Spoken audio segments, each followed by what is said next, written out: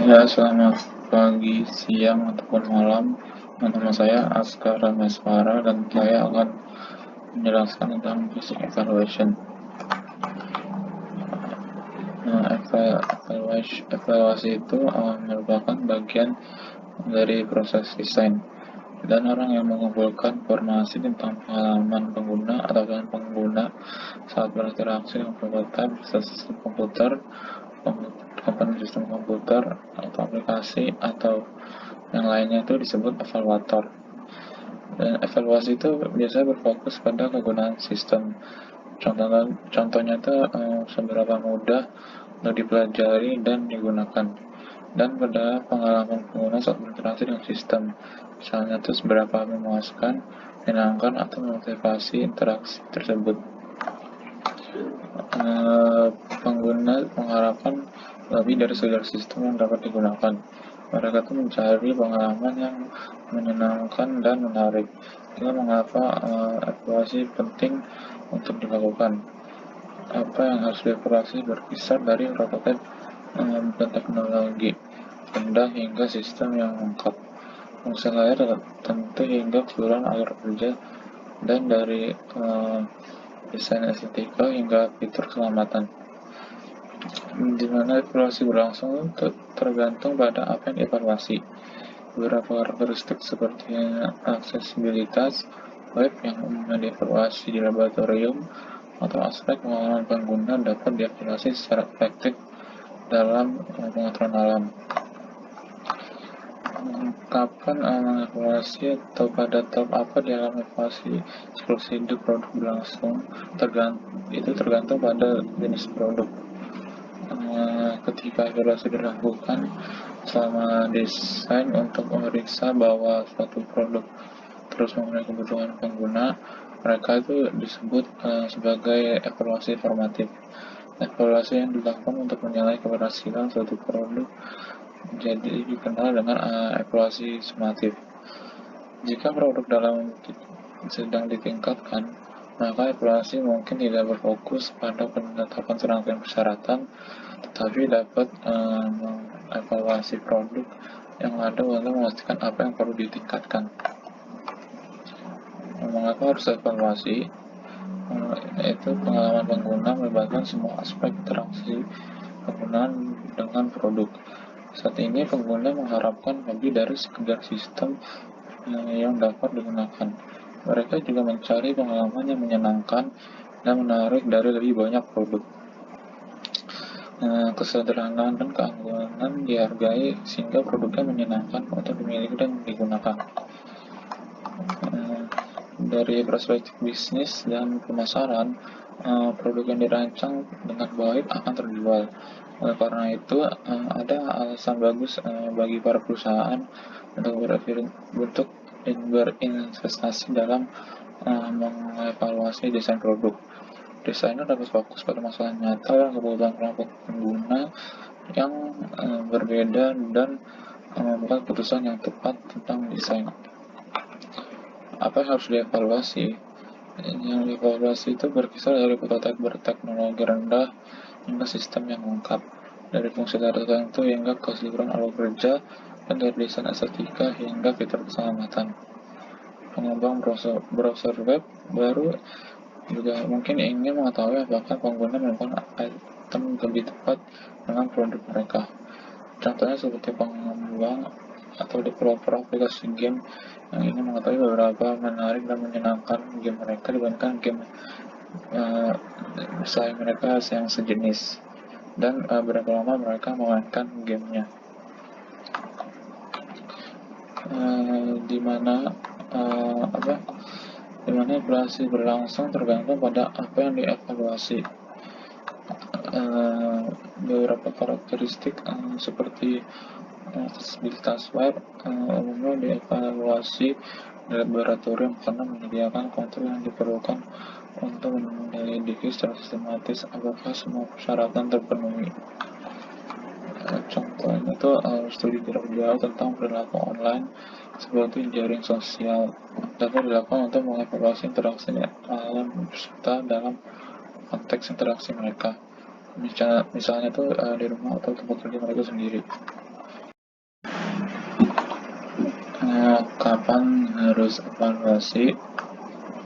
Jadi tahap dalam siklus hidup produk ketika evaluasi berlangsung tergantung pada jenis produk dan proses pengembangan yang diikuti.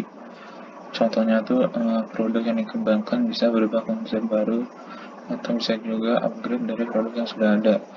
Jika produk baru, maka ya, waktu yang cukup biasanya diinvestasikan dalam riset pasar dan menemukan kebutuhan pengguna.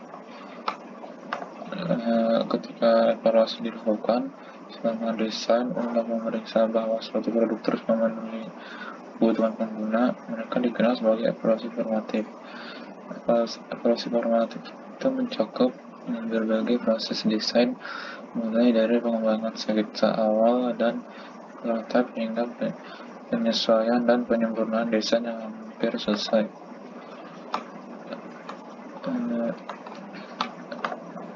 Ada tiga klasifikasi evaluasi tergantung pada pengaturan keterlibatan pengguna dan tingkat kontrolnya.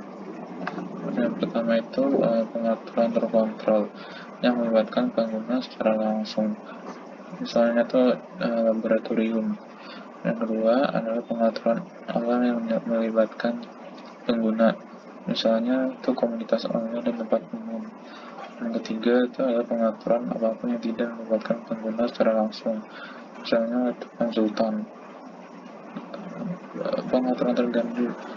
Pengaturan terkendali yang melibatkan pengguna itu adalah pengaturan terkontrol yang memungkinkan evaluator untuk mengontrol apa yang dilakukan pengguna, kapan mereka melakukannya, dan untuk berapa lama. Juga memungkinkan mereka untuk mengurangi pengaruh dari gangguan dari luar.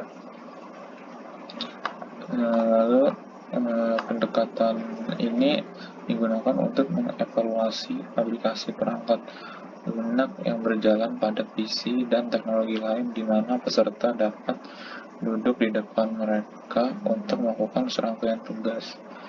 Metode utamanya adalah pengujian kegunaan dan eksperimen. Pengujian kegunaan melibatkan pengumpulan data menggunakan kombinasi metode, yaitu eksperimen, observasi, wawancara, kuesioner, dan pengaturan yang terkontrol. Tujuan utamanya itu adalah untuk menentukan apakah antarmuka dapat digunakan oleh populasi pengguna yang dituju untuk melakukan tugas yang dirancang. Metode utamanya itu adalah studi lapangan. Tujuan dari studi lapangan ini adalah untuk mengevaluasi orang-orang dalam pengaturan alami mereka, dan biasanya itu digunakan untuk membantu mengidentifikasi peluang untuk teknologi baru, tetap persyaratan untuk desain baru, dan memfasilitasi pengenalan teknologi atau menginformasikan penyebaran teknologi yang ada dalam konteks baru. Metode yang ini biasanya digunakan dalam studi lapangan adalah observasi, wawancara, dan pencatatan. Data tersebut berupa peristiwa dan percakapan yang direkam oleh peneliti sebagai catatan atau rekaman audio atau video, atau oleh partisipan sebagai catatan harian. Tujuannya itu adalah agar tidak mengganggu dan tidak mempengaruhi apa yang dilakukan orang selama evaluasi. Studi lapangan ini juga dapat dilakukan secara virtual, di mana observasi dilakukan dalam game multi-user seperti game World of Warcraft, atau mungkin di lain game juga bisa seperti komunitas online atau chatroom. Tujuan dari studi lapangan semacam ini itu adalah untuk mengkaji macam-macam proses sosial yang terjadi di dalamnya, seperti kolaborasi, konfrontasi, dan kerjasama. Evaluasi ini dilakukan dalam pengaturan di mana peneliti harus membayangkan atau memodelkan bagaimana antarmuka akan digunakan.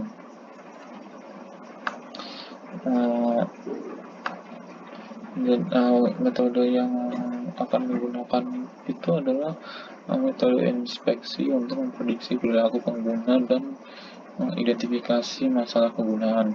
Berdasarkan pengetahuan tentang kegunaan, perilaku pengguna, konteks di mana sistem akan digunakan, dan jenis aktivitas yang dilakukan pengguna, Contohnya termasuk evaluasi heuristik yang menerapkan pengetahuan pengguna biasa yang dipandu oleh ketentuan praktis. Panduan yang melibatkan langkah melalui skenario atau menjawab serangkaian pertanyaan untuk prototipe terperinci. Teknik lain juga termasuk analitik dan model.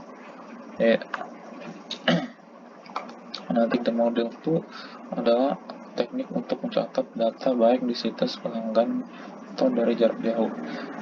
Analisis web adalah pengukuran kemampuan analisis dan pelaporan data internet untuk memahami dan mengoptimalkan penggunaan web. Model telah digunakan terutama untuk membandingkan kemanjuran antar muka yang berbeda untuk aplikasi yang sama. Misalnya, aplikasi Fitslaw untuk memprediksi waktu yang dibutuhkan untuk mencapai target menggunakan penunjuk.